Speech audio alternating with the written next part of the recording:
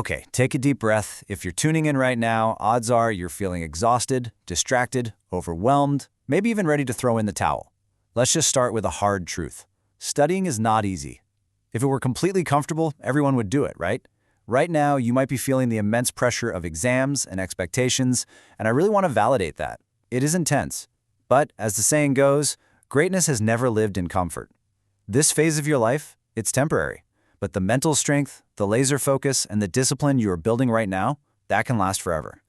Welcome to today's Explainer. We're completely shifting gears here. Our goal is to take you from being a stressed out, overwhelmed student to an absolute machine of a self-regulated learner. We're going to dig into the actual science of learning and productivity to build a system that finally works for you instead of against you. All right, here's our playbook.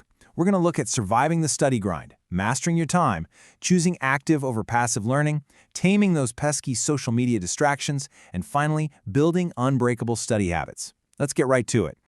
Part 1. Surviving the study grind. We've really got to look at the core reason why working so hard feels so miserable without actually getting us anywhere. So, ask yourself honestly, are you just studying the wrong way?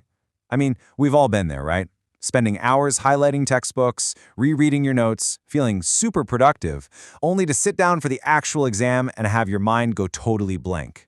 Well, research in cognitive psychology tells us that a lot of those common study techniques just create a false sense of mastery. You recognize the words when you see them, sure, but you haven't actually learned them. Here's the deal. Passive reading, like highlighting and rereading, feels incredibly easy. But get this, you actually forget up to 70% of what you passively read within just 24 hours. That is wild. On the flip side, we have active recall. This is the science-backed method of actively forcing your brain to pull information from memory. Yes, it's harder. Yes, it feels uncomfortable. But that exact struggle, that's literally what flattens the forgetting curve and locks the information into your long-term memory. Moving on to Part 2, Master Your Time. Because before we get into the heavy-duty active learning techniques, we need to figure out how to actually manage the scarce hours we have. And it's all about ruthless prioritization. Enter the Eisenhower matrix. It's an absolute game changer for figuring out what truly matters for your future versus what's just a loud distraction. Picture 4 boxes. If a task is important and urgent, boom, do it immediately. If it's important but not urgent, schedule it. That right there is where the deep studying happens. And if it's not important, like say a buzzing group chat about weekend plans, either delegate it or ditch it entirely. This matrix stops you from spending your whole day putting out tiny fires while ignoring your actual goals. Now, once you've picked an important task from your matrix, how do you actually execute it without burning out? You use the Pomodoro technique. It is incredibly simple, but so powerful. Pick one specific task, focus on it completely for 25 minutes. Then, take a real, mindful 5-minute break to let your brain reset. Then, repeat the cycle. You're basically training your brain to handle discomfort in these highly focused, manageable bursts, which completely prevents cognitive fatigue. And this leads us beautifully into the concept of deep work. Coined by Cal Newport, deep work is a literal productivity superpower. It means eliminating all multitasking so you can master complex stuff incredibly fast.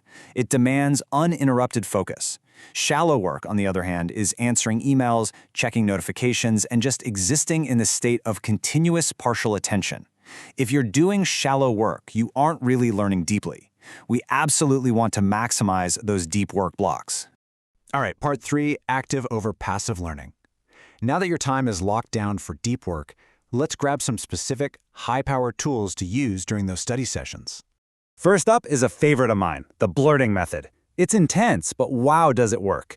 You study a topic briefly, hide all your notes, grab a blank piece of paper, and literally just blurt out or write down every single thing you can remember. It doesn't have to be pretty. Then comes the crucial step. Grab a different colored pen, check your notes, and fill in what you missed. This instantly highlights the exact gaps in your knowledge, forcing your brain into high gear. Now, if you're more of a talker than a writer, try the Feynman technique. Named after the brilliant physicist Richard Feynman, this one proves whether you actually understand the essence of a concept or if you've just memorized its fancy name. You select a concept, and then try explaining it out loud in plain English like you're teaching a 5-year-old child.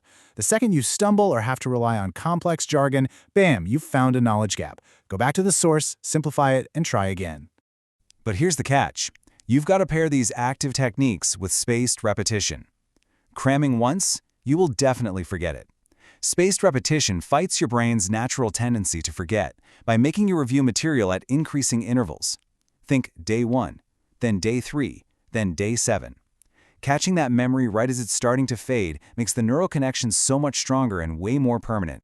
And the absolute best way to put spaced repetition on autopilot is the Lightner system. You set up a series of boxes for your flashcards. Everything starts in box 1 for daily review. Get a card right, it graduates to box 2, and you check it less often. Get it right again, it moves to box 3. But if you mess up, it drops all the way back to the start.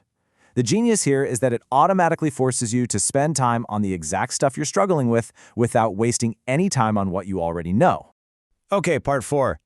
Taming social media distractions. Because honestly, none of these amazing techniques will save you if your study space is a digital minefield.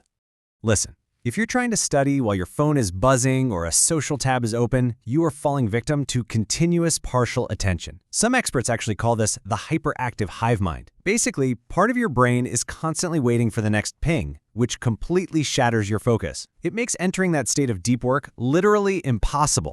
And the data totally backs this up. Take medical students, for example, people with some of the most intense study workloads on the planet. Research clearly shows that excessive multitasking with social networking seriously interferes with deep learning. In fact, heavy users often see their GPAs drop. It actively reduces your academic performance. The quality of your digital engagement matters immensely. So how do we actually fix it? You have to kill the temptation before you even sit down. Relying on sheer willpower is a losing game. You've got to engineer your environment. Get the phone completely out of the room, use focus apps to physically block notifications, schedule actual deliberate digital breaks, maybe during that 5-minute Pomodoro rest. Keep only what you absolutely need on your desk. Heck, create a monastic isolation space if you have to, a spot purely dedicated to deep focus, cut off from everything else. And hey, you don't need a monk's robe, just a closed door. Finally, part 5, building unbreakable study habits. We've got the tools, now let's build the routine. Because unbreakable discipline doesn't just happen overnight. It's built through small, repeated actions. You can't overhaul your entire life in a single day. Start with small, totally achievable actions. Tell yourself, I'm just going to review this one section, instead of staring down the entire textbook. This really helps overcome that initial friction of just getting started. Build consistent daily routines so you aren't wasting precious mental energy deciding when to study. Also, focus on the progress you're making, not perfection. Perfectionism will absolutely paralyze you. And when you inevitably stumble, treat yourself with some self-compassion. Forgive yourself, hit the reset button, and try again tomorrow. I absolutely love this concept of fixed schedule productivity. The constraints come first. By putting hard boundaries on your study time, like saying, I am completely done working at 6 p.m. no matter what, you actually force yourself to be more efficient. It stops your work from endlessly bleeding into your personal life and pushes you to work smarter, not harder, during the hours you do have. I want to leave you with this final thought. Your future depends entirely on the systems you are building today. You now have the full playbook, the Eisenhower matrix, the Pomodoro technique, active recall, and the strategies to kick those digital distractions to the curb. So what is the very first step, just one small habit, you're going to change today? Thanks so much for tuning in to this explainer, and I'll catch you next time as we keep learning and growing together.